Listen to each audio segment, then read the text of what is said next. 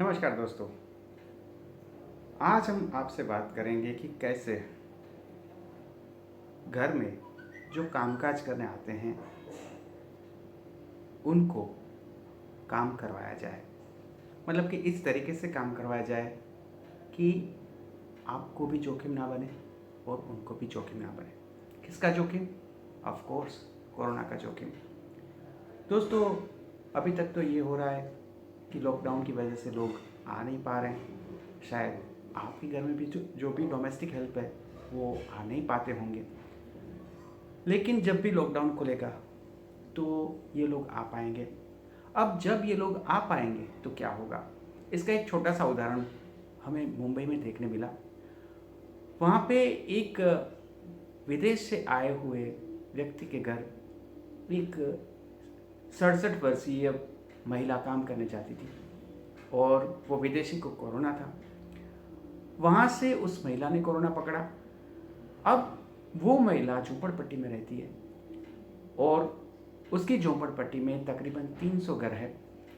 दूसरे 2-3 घरों में भी वो काम करने जाती है।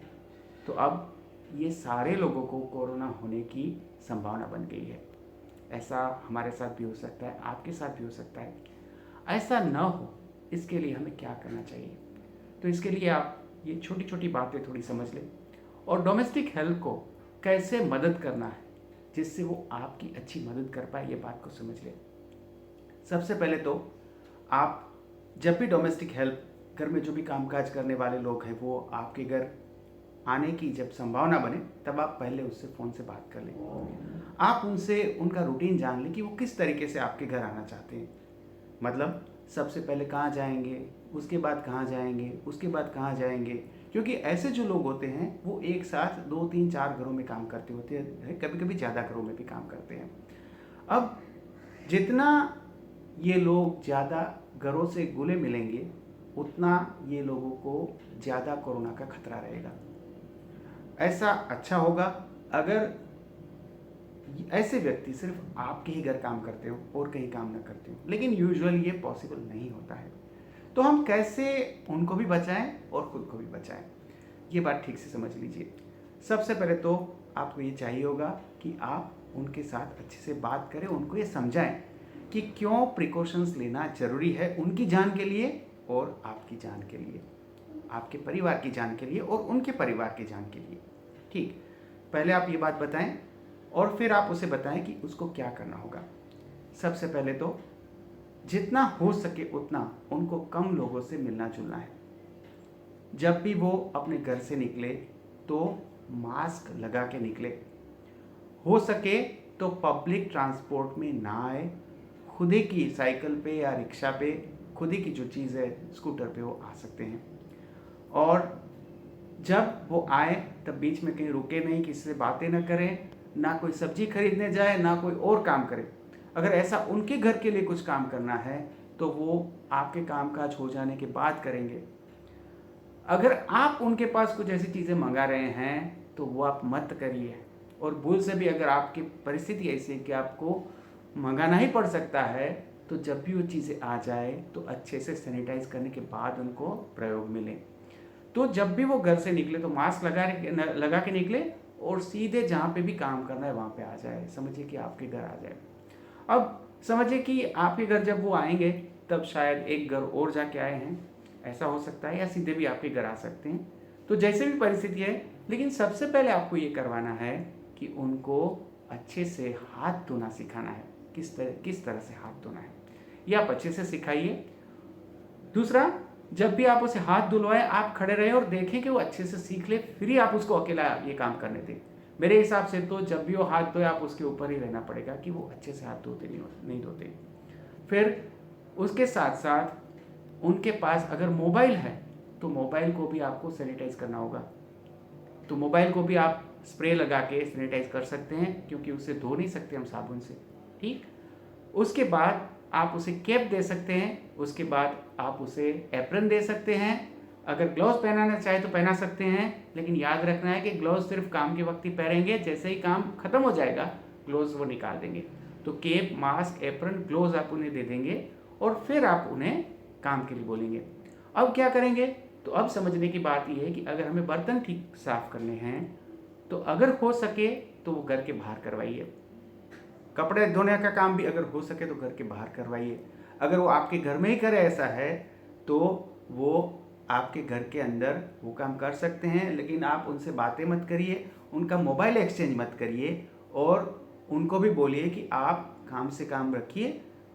अभी बातें करने का वक्त नहीं है, तो उनसे बातें मत करिए। जितना भी बातें करेंगे उतना ये संभावना बनेगी कि उनसे जंतु बाहर आ सकते हैं या उनका मास्क ढीला हो सकता है।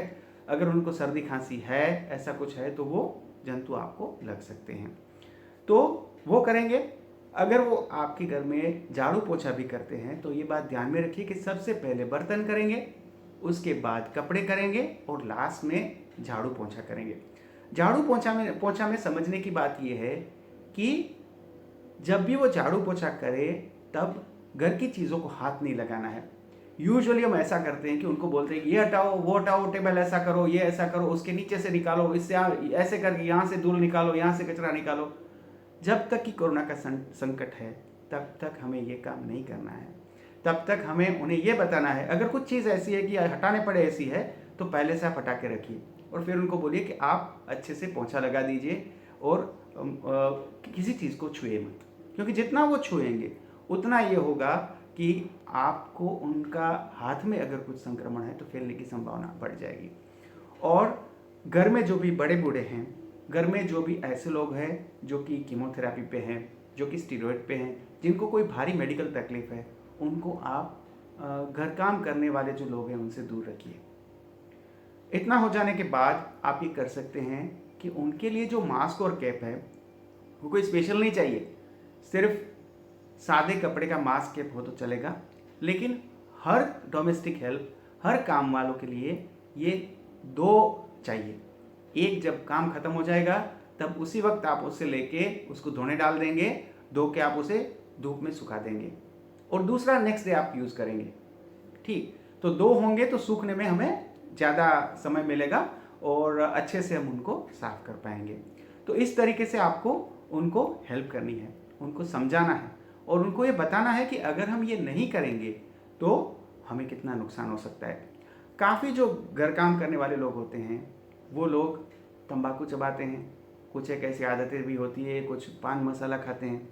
अगर वो ऐसा करते हैं तो आपको बोलना है कि ऐसा मत करो, क्योंकि ऐसे लोगों को थूकने की आदत होती है, वो कफिंग भी करते रहते हैं। तो अगर वो ना खाए तो सबके लिए अच्छा है, लेकिन अगर ऐसा है कि वो उसे छोड़ नहीं पाते हैं तो आप उनसे गारंटी लीजिए कि जब भी आपके घर में वो काम करे तब वो पान मसाला या तंबाकू या ऐसी कोई भी चीज़ मुंह में नहीं रखेंगे। ठीक, अच्छे से मास्क लगा के, कैप लगा के अच्छे से काम करेंगे और चबाना, बोलना, मोबाइल पे बातें करना, ये सब चीज़ें नहीं होगी। तो अगर हम इतनी केयर करेंगे तो जो भी लोग हैं जो हमारी मदद कर रहे हैं वो हमारी अच्छे से और मदद कर पाएंगे।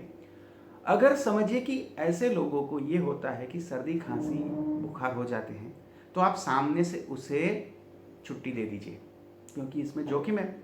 अगर उनको सर्दी खांसी के लक्षण आ रहे हैं तो मतलब है कि उनको हो सकता है सर्दी खांसी भी हो सकती है या तो कोरोना भी हो सकता है। अगर कोरोना है तो बहुत ही गंभीर बात है। तो इसके लिए जब भी किसी भी काम करने वाले को सर्दी खांसी हो जाए तो सामने से ही आप बोलिए कि आप छुट्टी ले लीजिए, हम आपको फुल पेमेंट देंगे छुट्टी का, लेकिन आप अभी छुट्टी ले लीजिए।